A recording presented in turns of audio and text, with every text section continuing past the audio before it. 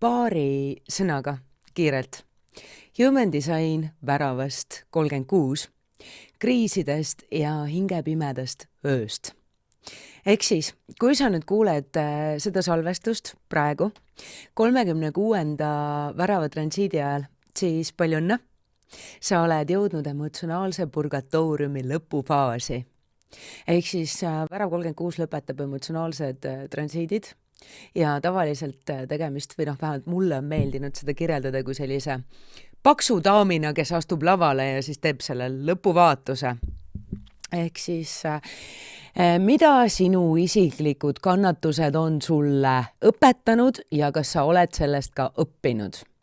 Värav 36, eluselu, kogu pillerkaar. Kogu inimeseks olemise kogemus kõigi nende emotsionaalsete tippude madalikega. Kõik see, mis muudab meid tõeliselt inimlikeks inimesteks. Ja tegelikult värav 36 ongi siin selleks, eriti kui sul on see aktivatsioon või ka 35-36 kanal, 35 ka värav või ka tegelikult 6. värav, sest et 36 on maandatud 6. väravasse. Ja mul on endal 6. värav ripakil emotsionaalkeskuses, mis on defineerimata ja värav 6 on mul aktiveeritud ka Marsi poolt, mis tähendab seda, et mul on selles vallas kogemusi. Igal juhul 36, iha kogeda, emotsionaalne iha.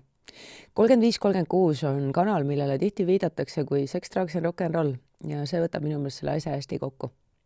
Ehk siis emotsionaalsed ihad ja see, kuidas meie ihad, teadvustamata ihad, alla surutud ihad või siis ihad, mida me ei juhi, vaid mis juhivad meie elusid. Et kuidas need tegelikult loovad kannatusi ja taas loovad neid kannatusi ja kuidas me selle pealt paneme kogu aeg selles nii-öelda kannatuste rattas. Samsara ratas, vahet ei ole, kuidas sa seda nimetad, eks ju. Et mida on elu sulle õpetanud? Mida on sulle õpetanud sinu emotsionaalsed kannatused? Kas sa oled päriselt tundnud ja kogenud või sa oled püüdnud vältida midagi? Kas sa oled nagu mingisuguseid emotsioone eemale tõrjunud või sa pole julgenud enda pimedusse minna ja sealt neid kingitusi kätte saada? Et kriisid, värav 36 ja kriisid. Ja ei ole paremat õpetajat kui üks korralik kriis. Kui sul on 36, sa tead täpselt, millest ma räägin.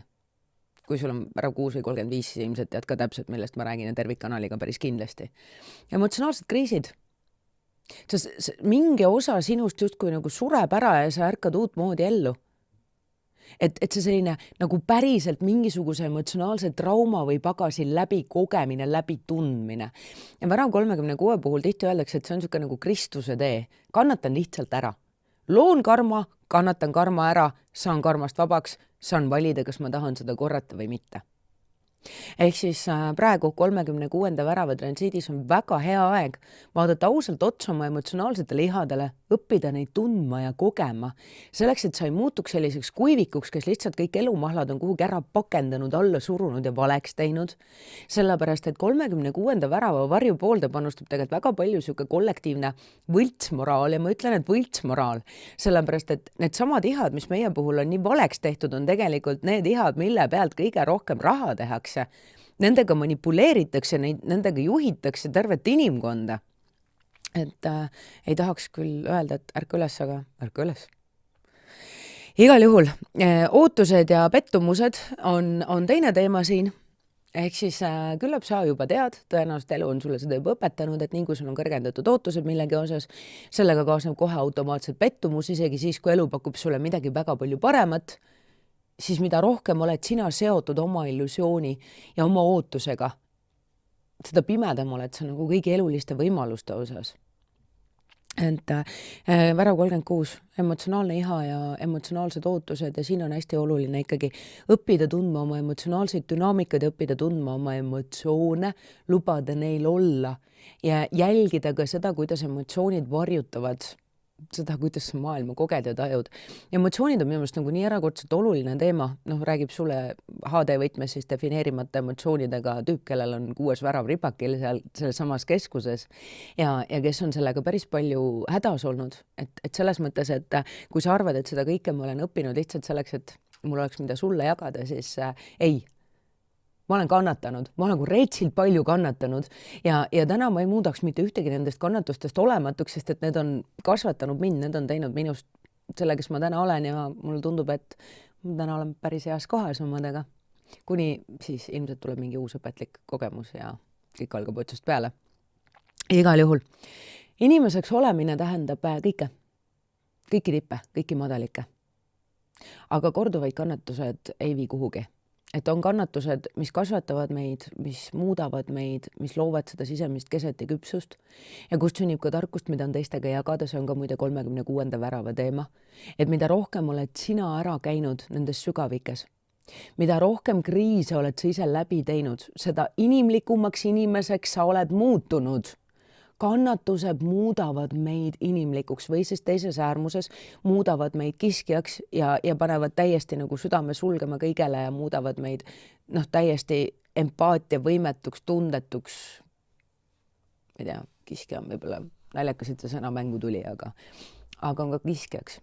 Ehk siis puudub igasugune empaatia, teised inimesed on lihtsalt tööriistad ja vahendid. Või siis vaenlased või siis. Aga parimal juhul värav 36.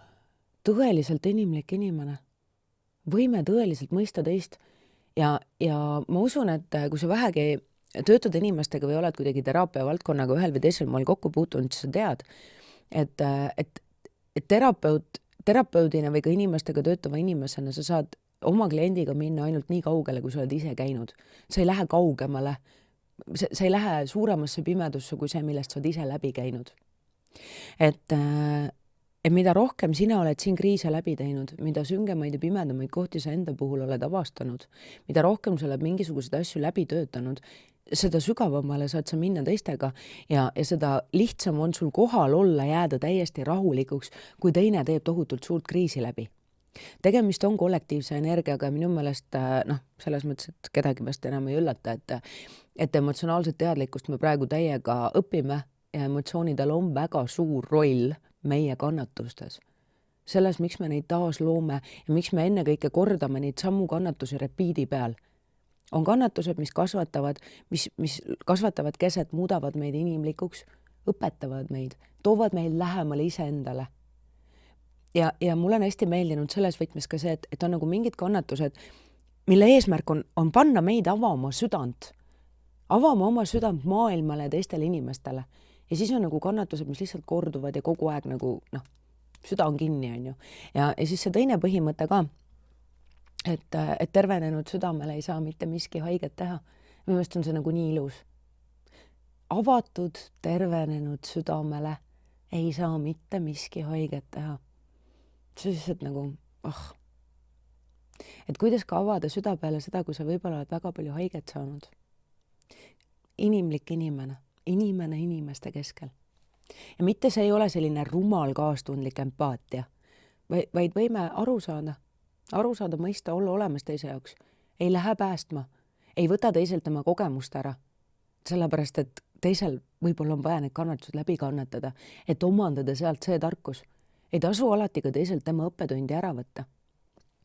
Et värav 36 ja emotsioonid ja ma tegelikult ei taha üldse siia seda reklaamjuttu lõppu panna, aga tegelikult ka, kui emotsioonid on sinu jaoks täiega teema ja sind vähegi see kõik kõnetab, siis võid pilgu peale visata.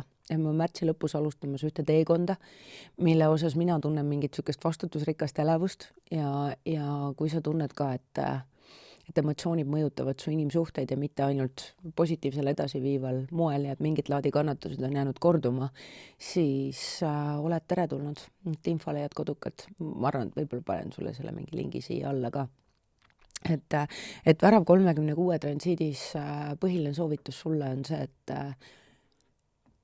ole teadlik oma ootuste osas ja märka, milliseid võimalusi elu sulle pakub, milliseid inimesi elu sulle saadab ja kas sa siit selle najalt, kas sa lähed kordusesse või muudab midagi.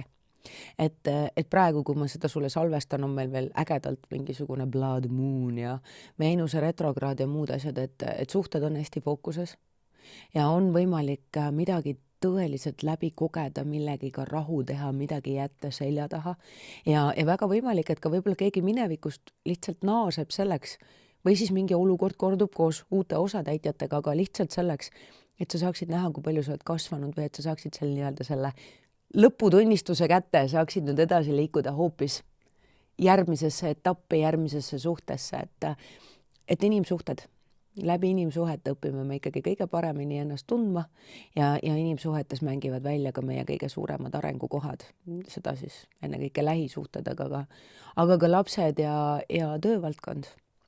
Nii et soovin sulle ägedalt kirglikku, sest et tegemist on väga kirgliku energiaga, mis tähendab seda, et soovin sulle ägedalt kirglikku ja samas ka sellist tasakaalukat nädalat.